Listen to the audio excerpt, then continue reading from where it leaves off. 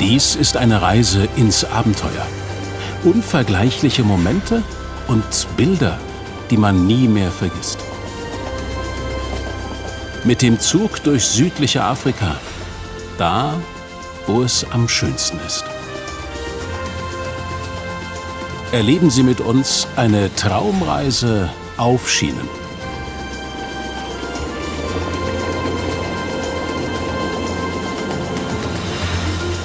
Heute in Verrückt nach Zug, der O'Graby's Wasserfall beschert Peter und Thomas magische Momente. Die Gäste des African Explorer kommen so richtig in Fahrt. Und bei der ersten großen Safari erleben Maren und Dodo Romantik pur.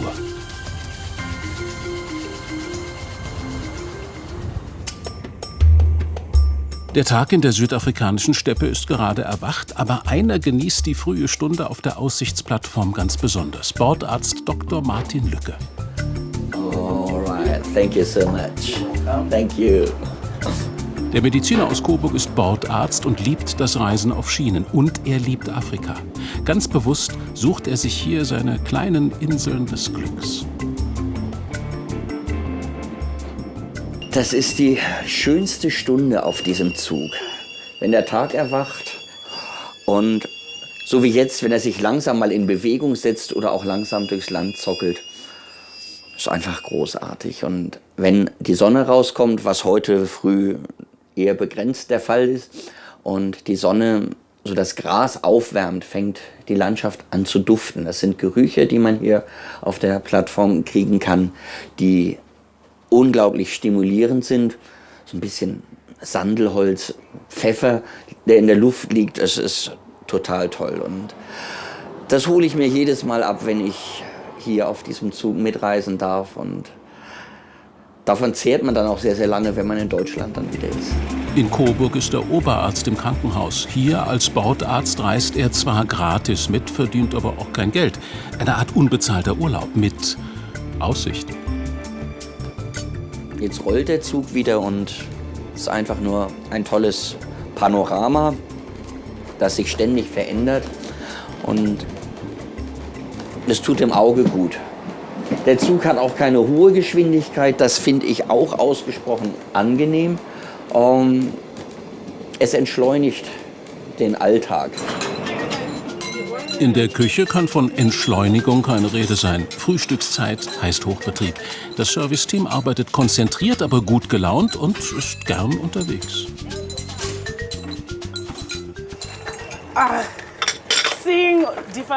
Es ist eine besondere Erfahrung, verschiedene Länder zu sehen und sehr schön, andere Kulturen und Religionen kennenzulernen. Der African Explorer bietet seinen Gästen Komfort und Verpflegung eines gehobenen Sternehotels. Das ganz Besondere dieser Reise aber sind die vielen Ausflüge abseits der Strecke. Chefreiseleiterin Anke kündigt das Programm für heute an. Liebe Gäste, ich hoffe, dass Sie gut geschlafen haben. Diejenigen, die noch nicht gefrühstückt haben, sollten sich auf den Weg machen, denn in einer Stunde beginnt unser Halbtagesausflug zu den O'Graby's Wasserfällen. Yvonne und Jeanette aus Berlin sind noch beim Frühstück. Wie war denn so die erste Nacht auf Schienen? Ich habe gedacht, wirklich, es schaukelt viel mehr und dass es unangenehmer sein wird, aber ich finde es sehr angenehm. Also ich konnte sehr gut schlafen, hätte natürlich immer noch eine Stunde länger schlafen können, aber war top. Also wir haben super geschlafen. Ja, also gar nicht schlecht eigentlich. Ich habe erwartet, dass ich schlechter schlafe, aber es ging ganz gut. Was ein bisschen kompliziert war, heute Morgen, wir sind jetzt auch ein bisschen später gekommen, sich zusammen in der Kabine zurechtzumachen. Ja, weil sonst geht die eine duschen, macht sich dann im Zimmer schon fertig, aber hier muss man es genau organisieren. Der Koffer muss vorgerückt werden, dann kann derjenige nicht mehr aus dem Bad, dann ist die Tür versperrt, dann muss der eine duschen. Also es ist schon, also erfordert mehr Koordination, weil sonst bin ich am Morgen immer recht fix. Aber heute hat es ein bisschen länger gedauert, aber wir kriegen noch was vom Buffet ab, also alles gut. Wir werden nicht verhungern. Nee. Und die nächsten Tage werden wir uns da bestimmt dann besser arrangieren. Ja, ich weiß. Vorsicht, Vorsicht. Der Speisewagen ist um 8:30 noch gut gefüllt. Vor dem ersten Ausflug gönnt sich auch Yvonne einen Happen vom Frühstücksbuffet, das mit ganz viel frischem Obst aufwartet. Machen wir heute mal ein gesundes Frühstück. Gesund und bunt.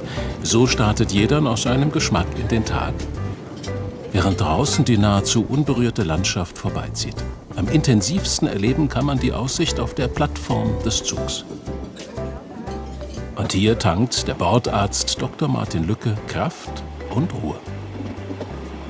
Ich brauche auch diese Anker in Afrika ab und zu für mein Leben in Deutschland, weil ich hier manchmal diese Entspanntheit im Umgang mit unabänderlichen Dingen mir abschauen kann. Wir regen uns in Europa oft auf über bestimmte Dinge, die dann nicht so klappen und dann sind wir gleich nach oben hinaus mit einem Blutdruck von 200 plus X unterwegs. Und Afrikaner haben sehr viel häufiger in ihrer Lebenserfahrung die Frustration oder dass etwas nicht gut funktioniert oder auch einfach nicht möglich ist. Und dann gibt es einfach den Second Approach. Dann versucht man es nochmal andersrum, wieder voranzukommen. Gelassenheit plus Erfahrung, das zählt an Bord. Notfälle kamen bisher nicht vor, aber auch auf solche ist er vorbereitet. Hätte ich hier einen medizinischen Notfall, müsste ich tatsächlich sehr auf mich allein gestellt und ohne medizinisches Assistenzpersonal auch stundenlanges Überbrücken schaffen. Und darauf sind wir, glaube ich, ganz gut eingerichtet. Und eigentlich sind die Menschen hier ja auch keine Patienten, sondern Urlauber. Der Anästhesist ist entspannt und genießt die Natur. Wenn ich dann so wie da drüben sehe, dass die Sonne so an einzelnen Stellen schon durchschaut und die Hänge beleuchtet, dann gewinnt die Landschaft eine besondere Plastizität und das ist fürs Auge unglaublich schön. Unglaublich schön. Zumindest Dr. Lücke wird hier wohl nicht krank werden, so wie es aussieht, selbst wenn er, wie gewöhnlich, bloß Kaffee gefrühstückt hat. Jetzt kommt unser Frühstück. Yvonne und Jeanette werden aufmerksam umsorgt und der Früchteteller war sozusagen nur der Einstieg. Hier ist die Schinken- und Käseplatte. Darf ich das abräumen? Dann nehme ich mir nur die Mango kannst du mich hier lassen, ne? Just one second. Das erste Frühstück an Bord sieht ein bisschen aus wie daheim, so mit gekochtem Ei. Und doch, man beachte die kleinen, aber feinen Unterschiede. Guck mal, sogar bei einem Ei haben die einen kleinen Salat daneben. Ich habe erfahren, warum die die Gurke da drunter tun, damit es nicht rutscht. Wenn der Zug ruckelt, dass es gleich hält oder stabilisiert. Informationen von den Mitreisenden. Und wieder was dazugelernt. Mittlerweile zeigt sich die afrikanische Sonne. Guck mal, wie es sich aufgeklärt hat. Heute Morgen, als ich aufgewacht bin, war es noch super bewölkt und jetzt ist alles wieder frei. Ja, wir haben echt Glück mit dem Wetter. Mega. Super schön. So wie man sich das vorstellt in Afrika eigentlich. Ich bin so glücklich, dass wir hier sind. Wir müssen echt jeden Tag ganz doll genießen, weil, weißt, 10 Tage oder 12 Tage gehen schnell vorbei. Aber diese 12 Tage voller Abenteuer liegen ja noch vor ihnen. Währenddessen bereitet Zugmanager Senele alles für den wichtigen Stopp im Städtchen De Aar vor. Dort endet die elektrifizierte Strecke und der African Explorer fährt dann mit einer anderen Lok weiter. Wenn wir in De Aar ankommen, wird die Lokomotive ausgetauscht. Wir wechseln von der elektrischen Lok zu einer Diesellok. Und die Zugführer wechseln auch. Das alles passiert, wenn wir in De Aar ankommen. Eine Lok tauschen ohne großen Zeitverlust, da muss alles passen. Es bedarf einiger Logistik. Der Zugführer mit der Diesellok muss bereit sein, damit der Wechsel reibungslos verläuft und wir unseren Zeitplan einhalten. Gegen Stress hat Senele das Passende dabei. Das ist ein Fidget Spinner.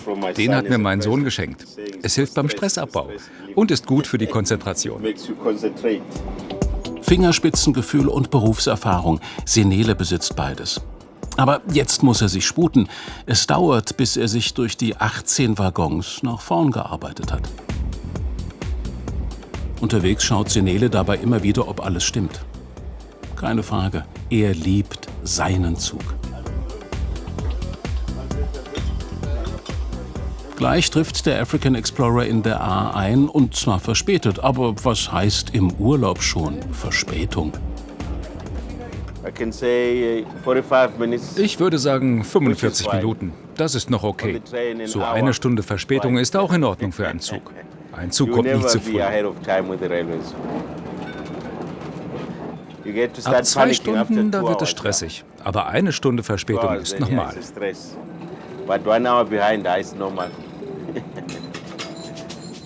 In Afrika ist man eben deutlich entspannter. Der historische Schmalspurzug erzeugt seine ganz eigenen Melodien. Die Kupplungen klingen und natürlich im Inneren tanzen Gläser und Geschirr pausenlos. Für das Serviceteam macht das Geruckel die Arbeit nicht gerade leichter. Aber es ist wie auf einem Schiff. Irgendwann merkt man es nicht mehr.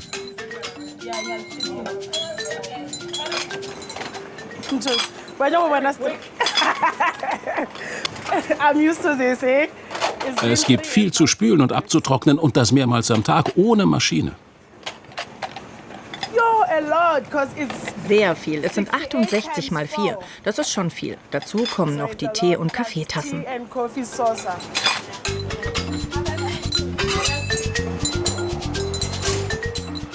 Die Landschaft wandelt sich mit jedem Kilometer, den der African Explorer zurücklegt. Bald wird er die Halbwüste verlassen und ins Tal des Oranje-Flusses kommen, aber bis dahin dauert es noch ein wenig. Der Zug ist nun am Eisenbahnknotenpunkt in DA angekommen.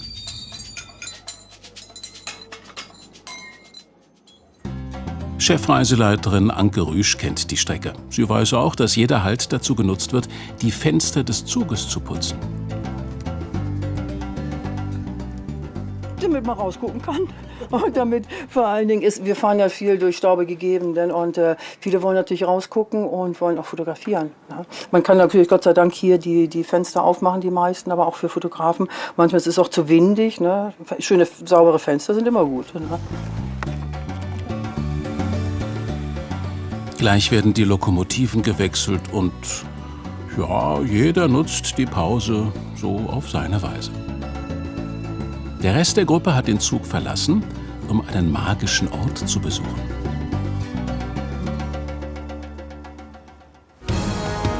»56 Meter stürzt sich der O'Grabys Wasserfall in die Tiefe.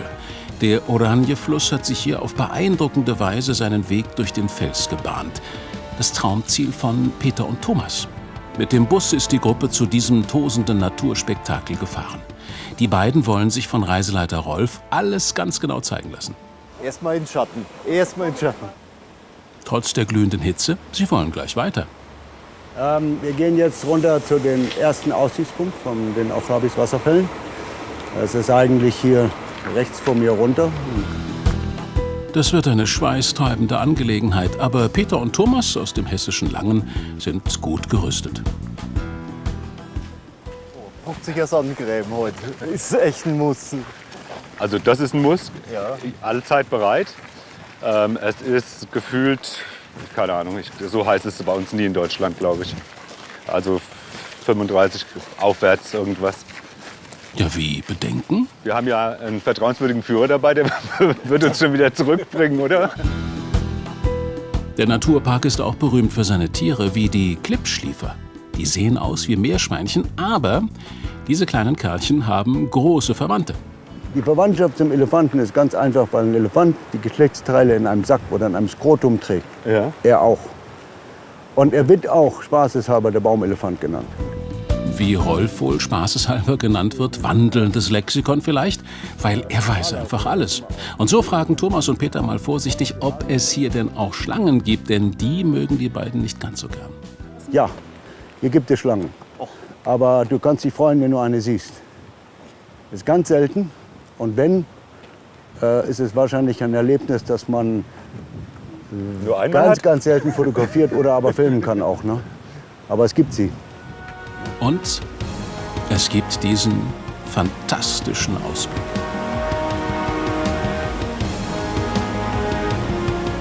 Dass sich das Wasser in Afrika ohnehin rar so gewaltig hier austobt, Architekt Thomas ist fasziniert. Diese Wucht des Wassers, die hier runterbrecht, ist irre. Also,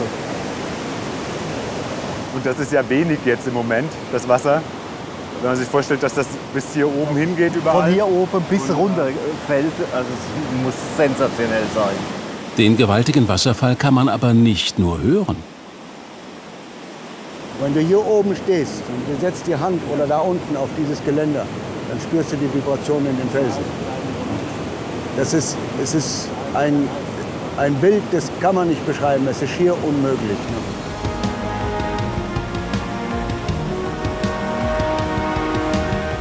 Die O'Graby's Wasserfälle. Der Name bedeutet so viel wie Ort des großen Lärms. Und beim Volk der San gilt dies alles hier als heiliger Ort. Für die zwei Hessen nachvollziehbar. Und das war erst der Anfang des Trips.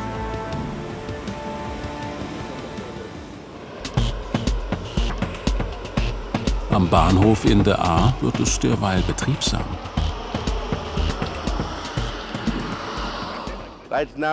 Jetzt gleich werden die Lokomotiven gewechselt, von elektrisch zu Diesel. Der Ersatzfahrer kuppelt die Züge zusammen und übergibt dann alles an die neue Crew, die mit der Diesellok kommt. Die E-Lok hat jetzt ausgedient, weiter geht es ohne Strom. Das ist die einzige Gegend, die dicht besiedelt ist. Wo wir jetzt hinfahren, gibt es keine Elektrizität mehr. Bis zum Ende der Reise fahren wir deshalb nur noch mit Diesel. Einer hat diesem Moment ganz besonders entgegengefiebert. Stefan John aus Bad Nauheim ist begeisterter Hobby-Eisenbahner und hat in seiner Freizeit schon unzählige alte Loks restauriert. Hast du den Sound von der Diesellok gehört? Du magst das? Ja, sicher. Ich kenne diese Lok schon aus Griechenland. Ist die hier auch von General Motors? Super Geräusch. Arbeitest du mit Zügen? Also nicht beruflich, aber in meiner Freizeit. Ich liebe Dieselloks. Und da kommt sie, die neue. Die Diesellok wird beäugt, andachtsvoll von Stefan, leicht nervös von Senele, der sich fragt, ob der Zeitplan eingehalten wird. Und das ist Afrika pur. Endlos weite Savanne. Hier beginnt die südliche Kalahari. Ein Pärchen im Glück, Maren und Dominik, genannt Dodo, machen die erste Safari ihres Lebens. Schon das Einsteigen gleicht einem Abenteuer. Ja, so ein Geländefahrzeug hat ebenso seine Tücken. Das ist aber sportlich. Suchst du dir die besten Plätze aus? Ja, klar. Kann ich dir das auch geben? Der 1,92 Meter Mann Dodo muss sich ein wenig verrenken. Aber hier ist nicht nur er riesig, sondern auch die Vorfreude. Wir gehen auf Safari. Komm. Sportliches Ding. Und sind in der Hoffnung, dass wir Nashörner sehen. Ja, voll gut.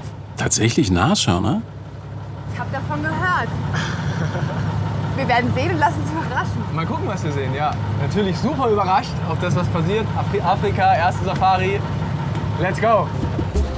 Einen ganzen Tag werden sie hier im Naturreservat verbringen und erst abends wieder in den Zug steigen. Das ist jetzt eine gelungene Abwechslung. Ja, definitiv. Auf jeden Fall. Schon ein bisschen, also der Zug ist schon super entspannt und super entschleunigt. Aber jetzt so ein bisschen Action ist schon auch super geil. Und das Ruckeln sind sie ja gewöhnt. Also aus dem Zug. Es schaukelt anders hier. Schaukelt anders, ja. Das Schaukeln kennen wir schon. Erstaunlicherweise sind die ersten wilden Tiere bald in Sichtweite, praktisch direkt hinter dem Camp. Eine Herde Gnus. Das ist halt einfach wie aus dem Film gemacht. Ja, da haben wir unser König Löwen live. Ja. Ja. Wie schnell vor allen Dingen auch, dass man Tiere sieht. Das hätte ich nicht gedacht.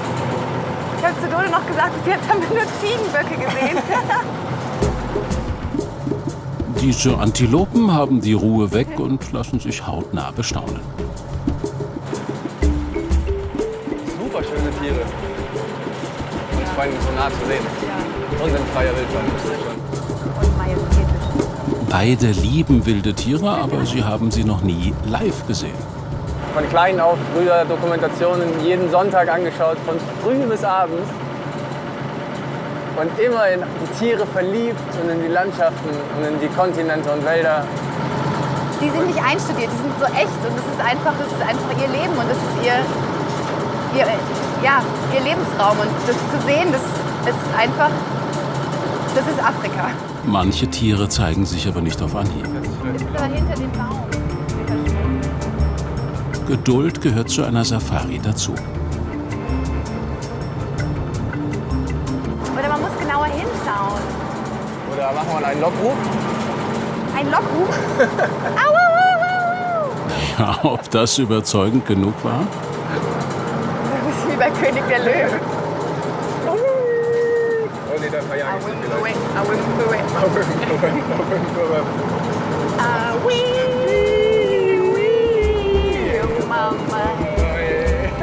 Trotz des künstlerisch anspruchsvollen Einsatzes, die Tiere machen sich noch etwas rar, was Maren und Dodo überhaupt nicht stört. Endlich sind sie hier, in diesem wilden Teil der Welt, den sie so lange schon bereisen wollten.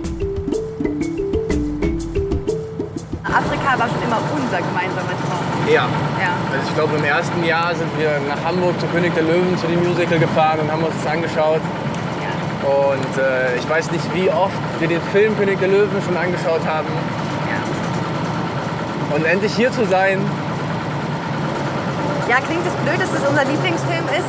Nee, es ist ein super geiler Film und das Musical war wunderschön und die Musik und auch in Hamburg sieht man ja, wie majestätisch, wie anmutig diese Schauspieler sich bewegen. Aber das hier ist ja viel geiler. Und plötzlich Antilope in Sicht. Aber es ist ein Oryx. Oh Gott, es wackelt so. Ich hab's verloren. Ja, die verliert man auch super schnell. Oh, schade, aber noch ist ja Zeit. Es ist schon mal ein Immer guter noch Luft Anfang nach auf oben. jeden Fall, aber es ist Luft nach oben, ja. Ich freue mich über alles, aber es darf gern noch mehr sein. Und wir küren dann unsere Top 5. Vergiss die Big Five.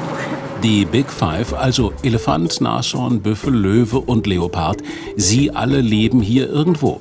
Die Frage ist nur, ob sie sich auf diesem Trip noch zeigen werden. Der African Explorer wartet derweil im Bahnhof. Die Reisenden sind unterwegs auf Ausflügen. Zeit für die fleißigen Servicekräfte, die Zimmer in Ordnung zu bringen.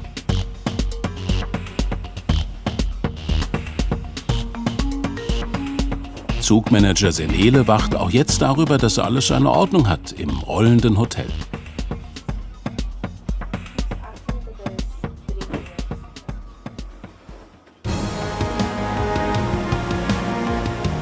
Zurück zu den O'Grabys Wasserfällen. Majestätisch stürzt sich das Wasser des Oranje-Flusses in die Tiefe. Der Naturpark ist einer der Höhepunkte einer Reise ins Grenzgebiet von Südafrika und Namibia. Auch Thomas und Peter sind beeindruckt von der Kraft der Natur. Reiseleiter Rolf erklärt ihnen, wie stark das Wasser sein kann. Es hat sogar diese Löcher in den Felsen gebohrt. Wasser ist sandgeladen. Man treibt ja auch Felsstücke mit. Und durch diese Sand und Felsen ist es wie Sandpapier. Und so entstehen eigentlich auch wirklich diese Löcher, die du dann in einem soliden Fels sich reinfressen. Es ist eigentlich nur durch das Wasser treibt es und der Sand und der Fels malt es aus. Und normalerweise sind das Tuftstellen in diesem harten Gestein, wo es sich reinfrisst. Diese Löcher sind wahrscheinlich 70.000, 80.000 Jahre alt und vielleicht länger. Es kursiert das Gerücht, dass auf dem Grund viele Diamanten liegen sollen. Die gewaltigen Wassermassen machen jedoch einen Tauchversuch unmöglich. Vor lauter Begeisterung traut sich Peter sogar trotz Höhenangst ganz nah an den Abgrund. Habe ich Höhenangst? Nein, nicht weil... Nein, also es ist nichts hier. Weil es gerade nicht die Höhenangst ist. Vielleicht ist es auch die Sensation hier, also weil es so fantastisch ist. Fantastisch wäre ja jetzt auch eine Kajaktour im Canyon. Peter denkt nach, aber nur kurz. Also das ist schon wild. Ja, also das ist richtig wild. Da hätte ich keine Chance. Da muss man schon ein Profi sein. Ich glaube, das geht nicht zu befahren. Ja, das ist zu wild. Ich meine, du siehst ja, wie viel Strudel da sind. Da wirst du da unten in so ein Loch reingedrückt, da bist du tot. Ja. Also ich bin zu alt für solche Scherze. Ja, man muss seine Möglichkeiten mit 57 Jahren eben realistisch einschätzen. In ruhigeren Gewässern aber tobt sich Peter gerne aus. Ich paddle gern und ich kajake auch gern. Zu zweit ist es eine Katastrophe. Ja. Weil er es nicht kann. Weil wir es nicht koordiniert bekommen. Ja, wir sind mal in Malaysia um eine Insel drumherum im Kanu. Ich glaube, kleine Insel, gefühlt hat das Stunden gedauert, weil wir immer was anderes gemacht haben. Also wir haben es nicht koordiniert bekommen. Er sitzt hinten und blärt mich irgendwie an, dass ich alles falsch machen würde. Aber wir kriegen einfach nicht den Gleichklang. Wenn das nicht funktioniert mit der Koordination. Wir kommen nicht richtig vom Fleck und fahren eigentlich ins Gebüsch. Also Kanufahren ist sehr geeignet für einen schnellen Ehestreit. Also das kriegt man schon locker hin. Ne? Na, wenn das der einzige Streitpunkt ist, dann führen Peter und Thomas eine wahrhaft harmonische Partnerschaft.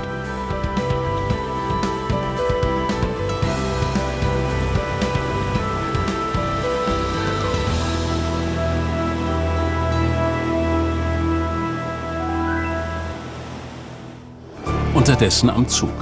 Stefan streift voller Hingabe um die alte Diesellok, die gerade angedockt werden soll. Den Eisenbahnfan interessiert einfach alles, was hier passiert, auch wer da so kräftig anpackt. So eine junge Frau hier im Dienst, das ist schon bei uns halt sehr ungewöhnlich, ne?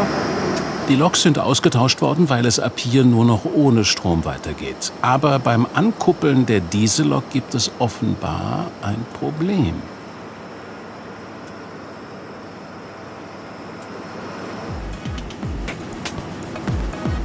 Zugmanager Senele muss höchstpersönlich anpacken. Bloß was da genau vor sich geht, das versteht auch Stefan nicht, der in seinem Leben als Hobby-Eisenbahner schon mit Dutzenden Loks zu tun hatte. Ich bin noch am gucken, was die hier so genau verbinden, weiß nicht genau. Weil wie Druckluftschläuche sieht es nicht aus.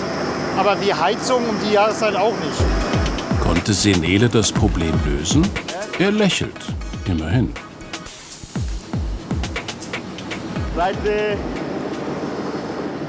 Das sind die Vakuumpumpen. Wir haben ja unterschiedliche Lokomotiven und die Anschlüsse waren verkehrt herum. Also musste ihr jemand helfen, sie umzudrehen. Wir haben es jetzt mit den Schlingen befestigt, damit es hält.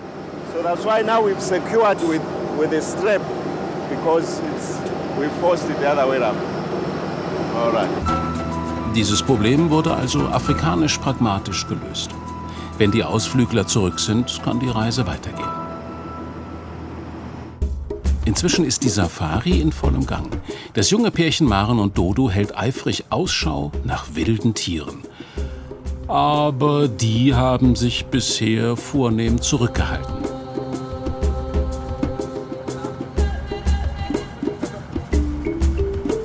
Auf dem 182 Quadratkilometer großen Areal müssen sie ja irgendwo stecken. Die Büffel, die Zebras, die Antilopen und die Gnus. Ich würde sagen, das ist ihr Dinner. Die snacken gerade Gras. Und gleich so viele. 20? 20 Stück? War grob überschlagen, oder wie? Aber könnte hinkommen, ja. Dass die Tiere bis jetzt nicht direkt am Wegesrand warten, bringt Maren und Dodo nicht aus der Ruhe.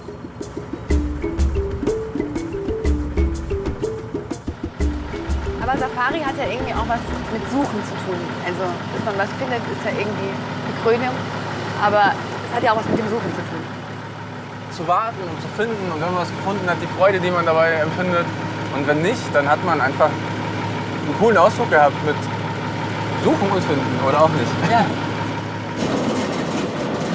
Nicht die Hoffnung aufgeben, Captain Cargo. Und siehe da, ein Wesen lässt sich in aller Ruhe und Gemütlichkeit betrachten. Und das genügt, um Maren und Dodo glücklich zu machen. Die beiden sind stolz auf ihre Entdeckung. Manchmal muss man eben zweimal hinschauen. Dodo hat gesagt, ich gucke mir jetzt die Steine mal genauer an. Und auf einmal sagt er, der Stein bewegt sich. Hey, was ist denn jetzt los? Und dann läuft da einfach eine Schildkröte über den Weg. Die hat die Ruhe weg, ja? Ja, warum auch nicht?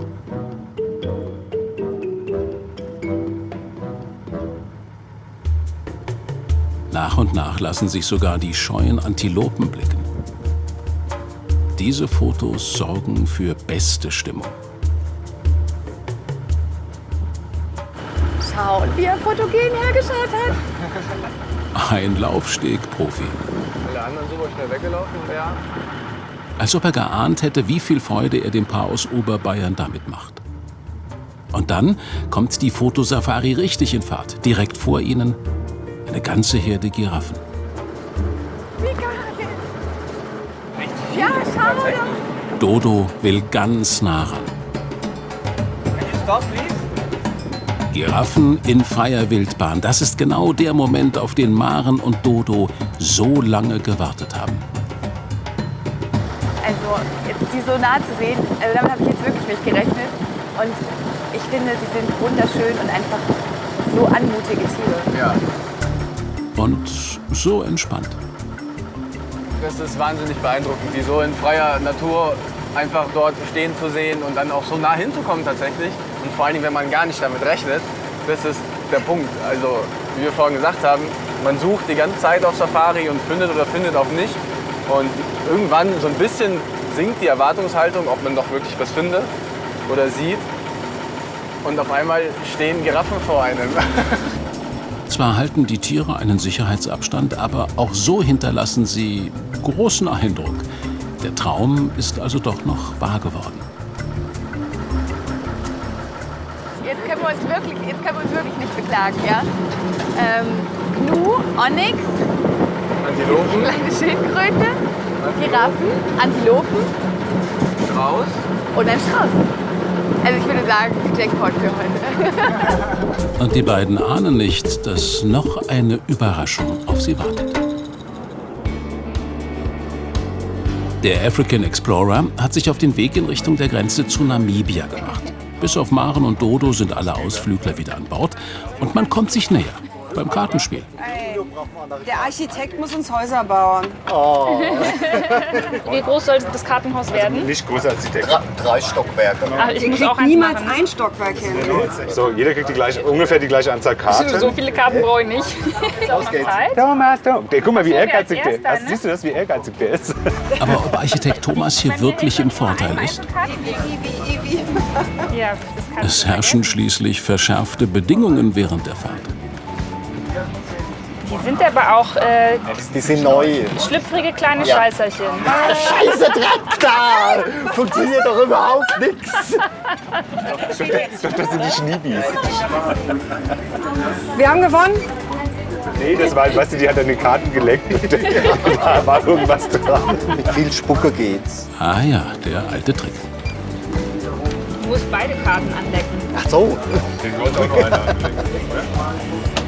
Aber es geht echt besser. Mit der Ableck. Ja, böses Ding. Jetzt reicht's. Schluss. Komm schon. Wow. Darauf einen Entspannungssekt.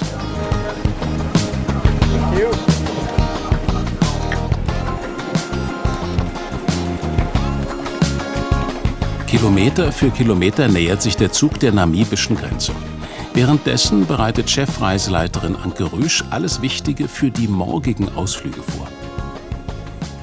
Ich mache im Augenblick das Tagesprogramm für morgen, weil das haben wir schon mit den Reiseleitern besprochen. Ne, weil man muss schon sehen, dass wir jedes Mal frisch, nicht, wenn man denkt, das haben wir schon x-mal gemacht, haben wir besprochen. Und Senele muss doch sein, okay, geben wir der An- und Abfahrtszeiten, ob wir irgendwo ziemlich wenig Zeit haben, dass wir pünktlich zurück sind oder ob wir ein bisschen Spiel drin haben. Und jetzt mache ich gerade die letzten Änderungen da rein. Auch das Wetter, ich habe gerade mal das Wetter nachgeguckt für morgen. Ne? Heute waren am Fish River Canyon, wo wir morgen sein werden, 43 Grad. Eieiei, oder? Das ist eine ganze Menge. Morgen wird es ein bisschen ruhiger werden, 33 Grad sind angesagt. Mhm.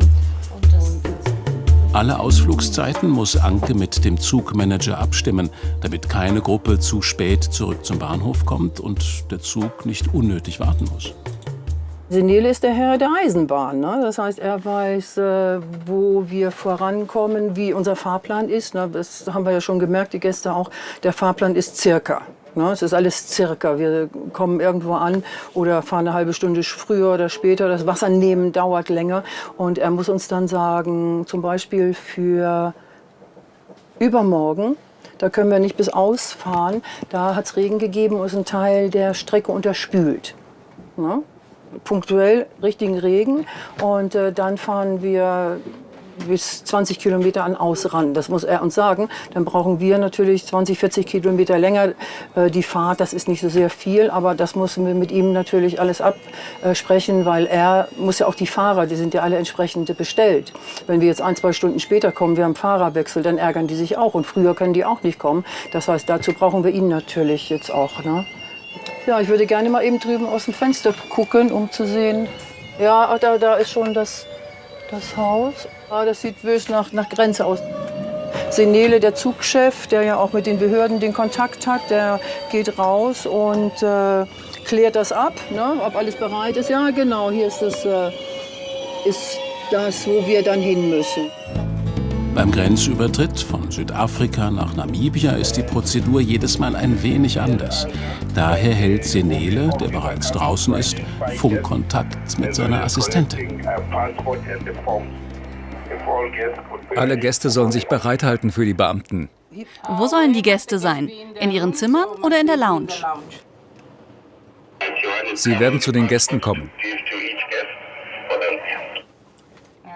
Okay, das sind gute Neuigkeiten. Dann sage ich den Passagieren, dass sie in ihren Abteilen warten sollen.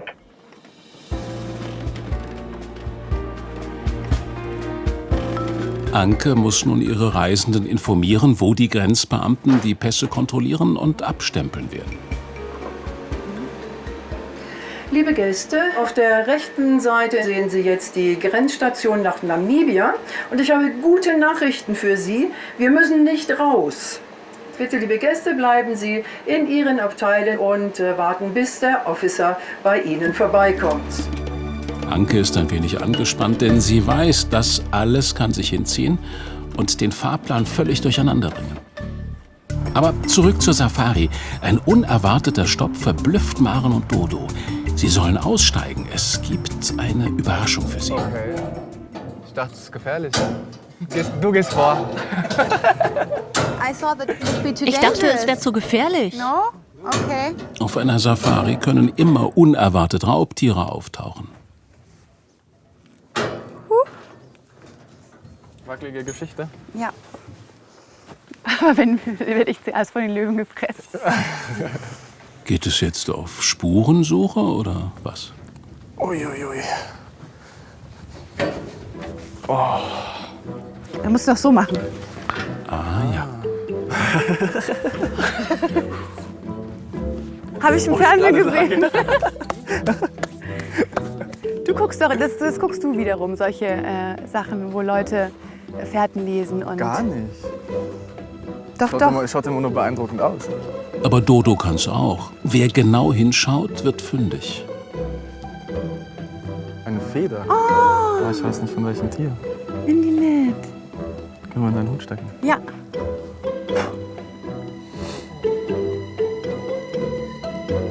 Wenn sie im Kopf steckt, dann schreist du. Ja. Fragen sich die beiden gar nicht, warum sie hier sind? Doch bestimmt nicht wegen der Feder. Was mag wohl hinter dem Hügel warten? Jetzt kommt die große Überraschung. Ach, wow. Und wir haben eine Bar. Genau, ein Romantikpaket vom Feinsten. Ach, wie cool. Hallo. Hallo. Damit haben sie nicht gerechnet. Eine Bar mitten in der Steppe. Hi, guys. Und nur für sie allein. Ach, wie schön. Ich denke... Ein romantisches Dinner. Ein romantisches Dinner. Ein Sundowner. Endlich. Endlich. Bis jetzt hatten wir nur einen Badeaufguss, der so hieß. Habe ich mitgebracht. Stimmt, hast du mitgebracht, Ja. tatsächlich. Überraschung also gelungen? Da habe ich jetzt nicht mit gerechnet, nein, auf keinen Fall. Ich war immer noch am gucken, wo welche Tiere sich verstecken. Mama und Oma haben das so oft erzählt, ne? Als sie von Afrika erzählt. Die ganzen Sundowners. Ja. Ja, viel gereist, die Familie. Die waren vor mittlerweile fast 10 Jahren waren die in Afrika.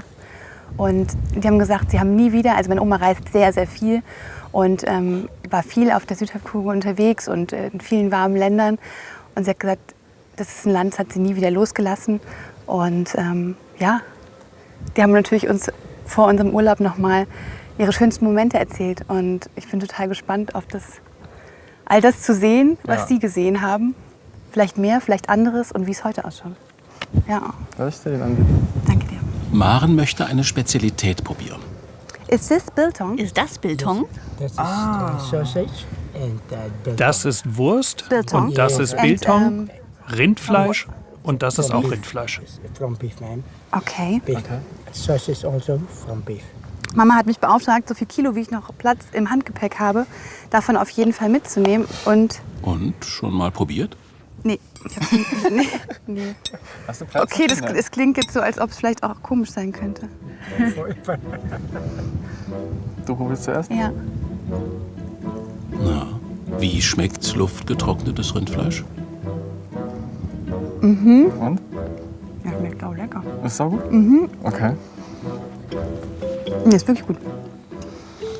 Mich erinnert im ersten Moment an Beef Jerky, aber das mag ich nicht so gerne. Was wir kennen. Das wäre jetzt für mich keine Alternative für Chips.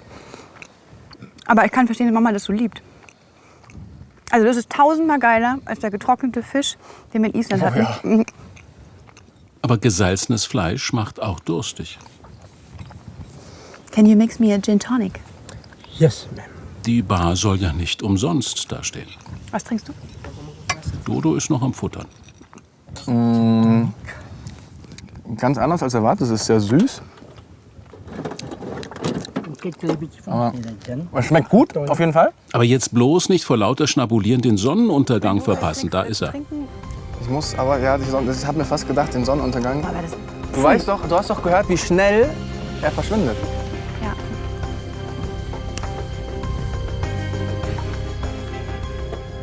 Hui, gerade noch geschafft. Es gibt Momente, die muss man einfach für die Ewigkeit festhalten. Und sich an Mamas mahnende Worte erinnern. Mama hat immer gesagt, der schnellste Sonnenuntergang der Welt. Sie fällt einfach vom Himmel. Die 10. Reise der beiden und die schönste. Thank you very much. Prost. Prost. Auf Afrika. Auf unser 10. Land. Stimmt, die Nummer 10 auf unser 10. Land. Und so sieht sie aus, diese Reise. Der African Explorer hat die namibische Grenzstadt Nakop erreicht. Weiter geht es über ehemals deutsche Orte wie Lüderitz in die Namib-Wüste bei Marienthal und schließlich in den Etosha-Nationalpark ganz im Norden von Namibia. Alle Reisenden sind wieder an Bord. Das Wetter hat heftig umgeschlagen, wie es so oft in Afrika vorkommt. Aber der Regen hat auch seine guten Seiten. Und genau die verkündet Reiseleiterin Anke. So, bitteschön. Wir müssen nicht durch den Regen. Ne? Wir haben Gewitter in der Wüste, ja? Wir haben Gewitter, ja, deshalb ist er Bescheid. Dann brauche ich nicht mehr hintergehen. Ne? Ja, wunderbar. Alle Reisenden sollen in ihren Kabinen auf die Grenzkontrolleure warten. Und während sich die Salons leeren, erstrahlt der afrikanische Himmel auf einmal wie gemalt. So ist Afrika immer wieder eine Überraschung. Keiner weiß das so gut wie Anke. Ja, das haben wir geschafft. Die Grenze war ein bisschen toll mit dem Gewitter, ne? Ein bisschen außergewöhnliche Stimmung, aber man ist immer froh, wenn man über die Grenze ist und muss man mal gucken, ob die Stempel, die haben das schon einmal gehabt, da war ein falsches Datum drin, ne? Vom nächsten Tag, vom nächsten Monat, ne? Das haben wir dann auch hingekriegt, da haben die alle falsch gestempelt. Nee, aber jetzt ist es richtig schön, da ist der Stempel. Der African Explorer kann seine Abenteuerfahrt fortsetzen. Schon morgen warten viele unvergessliche Momente auf die 68 Reisenden. Und das passiert in der nächsten Folge. Wahnsinnsausblick am Fish River Canyon. Lokomotivführer Lukas, das ist kein Scherz, bittet Stefan ins Allerheiligste und Hand in Hand im Zauberwald der Köcherbäume.